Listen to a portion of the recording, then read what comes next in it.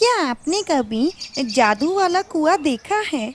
अगर नहीं देखा है तो आज की कहानी उसी पर है। और आइए चलिए देखते हैं सारी कहानी। मैं इस राज का महाराजा हूँ और मैं ही तुम सभी लोगों का भगवान हूँ। एक गांव में एक राजा रहता था और वह बहुत ही घमंडी था और सभी प्रजा वालों को वो कहता था कि मैं ही तुम लोगों का भगवान हूँ और मैं ही तुम लोगों को खाना पीना देता हूँ। क्या चाहिए तुम लोगों को?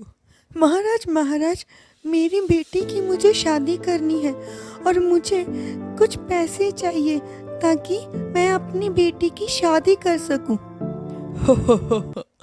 तो पहले ये बताओ कि तुम्हें जीवन किसने दिया? भगवान ने। दुष्ट, तुझे ये नहीं पता कि तुम मेरे पास ही मांगने आए हो और तुम भगवान का नाम ले रहे हो? मैं ही तुम लोगों का भगवान हूँ। मैं ही तुम्हें अन्न प्रदान करता हूँ और मैं ही सब कुछ हूँ। ले जाओ इस दुष्ट आदमी को और बंद कर दो काल कोठरी में जाकर। राजा किसी के भी मुख से ये नहीं सुनना चाहता था कि वह जो भी पा रहा है वो भगवान की वजह से ही पा रहा है। पिताजी पिताजी, हमें जेवर और नए वस्त्र चाहिए। हमें आप आज ही लेके दीजिए। सीता बेटी, तुम्हें कुछ नहीं चाहिए? जी पिताजी, मुझे चाहिए। मुझे भगवान कृष्ण जी के लिए कुछ वस्त्र चाहिए। क्या? तुम्हें पता है तुम क्या बोल रही हो? मेरे होते हुए तुम उस कृष्ण की पूजा करोगी? पिताजी, उन्हीं की वजह से तो आप यहाँ पर हैं और उन्हीं की वजह से तो आपको ये सब कुछ मिला है। नहीं, मुझे मिला है तो वो मेरा है। मैंने खुद लिया है, मुझे किसी ने नहीं दिया। और इस प्रजा का मैं ही भगवान हूँ और मैं ही सब करता हूँ। राजा जब भी अपनी बेटियों से पूछता कि तुम किसका दिया खाती हो तो बेटियां यही बोलती थी कि आपका दिया हुआ, परंतु सीता हर बार यही कहती थी कि मैं अपनी किस्मत का दिया हुआ खाती हूँ और भगवान कृष्ण जी का। थोड़े ही समय के बाद महाराज महाराज, आपकी बेटियों के लिए मैं बहुत ही अच्छा घराने का रिश्ता लेकर आया हूँ। वह लोग पुष्ट कोटि के महाराजा हैं और उन सभी लोगों का सोने का व्यापार है। ठीक है, हमें मंजूर है और तैयारियां शुरू की जाए। सीता, जी पिताजी। अब भी तुम्हारे पास समय है। मान लो कि मैं ही भगवान हूँ और मैं ही तुम लोगों को सब कुछ देता हूँ। नहीं पिताजी, मैं अब भी यही कहूँगी, अगर मैं कुछ खाती हूँ, अगर जीती हूँ तो वह केवल अपनी किस्मत की वजह से और भगवान कृष्ण की वजह से ही मैं ऐसा जीवन व्यतीत करती हूँ। तो ठीक है, अब मैं तुम्हारी शादी एक कोहड़ी के साथ करूँगा।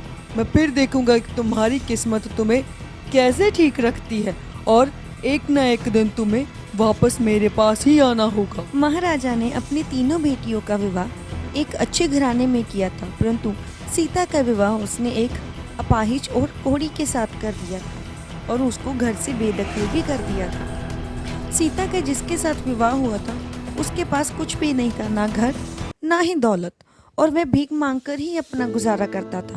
और जब उसकी शादी हुई, मुझे माफ कर दीजिए, मेरी वजह से आपकी जिंदगी भी खराब हो चुकी है महारानी। मुझे महारानी मत कीजिए। अब से आप मेरे पति हैं और ये मेरी किस्मत का ही फल है। आज से आप मुझे मेरे नाम से ही पुकारोगे, कभी भी अपने आप को मुझसे छोटा नहीं समझोगे। चलिए हम जाकर खाना ढूंढते हैं। अल्लाह के नाम पर कुछ दे दो, कुछ दे दो अल्लाह के नाम पर। तुम इतनी सुंदर हो और तुम्हारा पति देखो, तुम तो जैसे कोई परियों की जैसे लगती हो। तुम इसे छोड़कर किसी और से शादी क्यों नहीं कर लेती हो? और तुमने इसके साथ शादी क्यों की है? जैसा श्री कृष्ण जी को माताजी मंजूर होगा मैं वैसा ही करती हूँ। ठीक है, ये भी तो सही है कि ये तुम्हारी किस्मत का ही असर है। चलो कोई बात नहीं, ये लो कुछ खा लो। चलते चलते सीता और उसका पति माधव एक जंगल में पहुंच जाते हैं। जी सुनिए, आप यहाँ पर विश्राम कीजिए, मैं आपके लिए कुछ वस्त्र और कुछ खाने के लिए लेकर आती हूँ। थोड़े ही समय के बाद माधव को एक कुआं नजर आता है और अरे ये क्या हो रहा है? इसमें कोई भी अपाहिज जा रहा है और जानवर भी जा रहे हैं और वे ठीक होकर वैसे वापस आ रहे हैं। मैं भी इसमें जाकर देखता हूँ। अरे सुनो, तुम इसमें गए और तुम सफेद होकर कैसे बाहर आ गए हो? ये एक जादुई कुआं है और पिछले कुछ वर्षों से जो भी इसमें जाता है वो काले से सफेद और अपाहिज से बिल्कुल तंदुरुस्त बाहर आ जाता है। परंतु इस कुएं के बारे में अभी किसी को नहीं पता। जो भी यहाँ आता है केवल वही देखकर इसका उपयोग करता है। तो मैं ऐसा करता हूँ, मैं भी इस कुएं में जाकर देखता हूँ। अरे मैं तो बिल्कुल ठीक हो गया। अब मैं ऐसा करता हूँ, मैं इस बाजू को वैसे ही रखता हूँ ताकि सीता को ये पता लग जाए। और जब सीता वापस आकर देखती है तो उसके पति के जगह पर एक बहुत ही सुंदर लड़का बैठा होता है। क्या आपने मेरे पति जी को देखा था?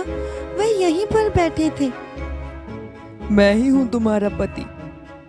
आप मेरे साथ मजाक मत कीजिए। मेरे पति तो चल भी नहीं सकते थे और आप देखिए, कृपया करके बता दीजिए आपने मेरे पति को कहाँ देखा है और वह कहाँ गए हैं? सीता, मैं ही तुम्हारा पति हूँ और मुझे मालूम है तुम यही मुझे बैठा कर गई थी, परंतु इस कुएं की वजह से मैं बिल्कुल ठीक हो चुका हूँ और यकीन नहीं हो रहा तो ये देख लो मेरी बाजू। मैंने इसी बाजू को रखा था कि तुम्हें यकीन हो जाए कि मैं ही तुम्हारा पति हूँ। और चलो, मैं तुम्हें अपनी प्रजा में लेकर जाता हूँ। प्रजा? कैसी प्रजा? आपके पास तो रहने के लिए एक घर भी नहीं है और प्रजा किसकी है? मेरी ही प्रजा है। मुझे इस बीमारी की वजह से उस प्रजा से निकाल दिया गया था और मैं अपने इलाज की वजह से वहां से बहुत दूर आ चुका था, परंतु आज उस प्रजा में मैं जा सकता हूँ।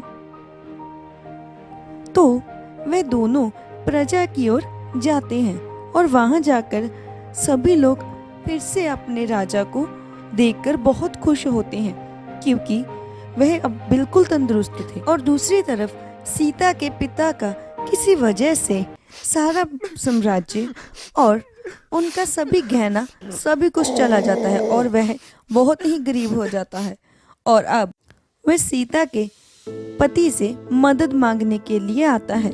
अरे पिताजी, आप? सीता बेटी, तुम यहाँ पर? और तुम यहाँ क्या कर रही हो? पिताजी, आपने जिससे मेरी शादी की थी वह एक राजा थे, परंतु उनकी शारीरिक व्यवस्था के कारण वह अपने प्रजा से बहुत दूर चले गए थे। और आप यहाँ पर क्यों? बेटी, मुझे माफ कर दो। मैंने घमंड में तुम्हारी जिंदगी बर्बाद कर दी और आज मैंने वो सब कुछ देखा जो तुम इतने सालों से देखती आ रही हो। मुझे माफ कर दो। मुझे कभी भी घमंड नहीं करना चाहिए था और हमें जो भी देता है वो भगवान ही देता है। कृपया करके मेरी आज मदद कर दो। तो हमें ये सीखने के लिए मिलता है कि हमें कभी भी पैसों का घमंड नहीं करना चाहिए और हमें खुद को कभी भी भगवान नहीं समझना चाहिए। और अगर चैनल पे नए हैं तो अपने मम्मा पापा को कहें कि वो चैनल को सब्सक्राइब जरूर कर दें और ऐसी और नई कहानियाँ के लिए लाइक और शेयर करना बिल्कुल मत भूलिए और कमेंट में बताइए आपको ये कहानी कैसी लगी।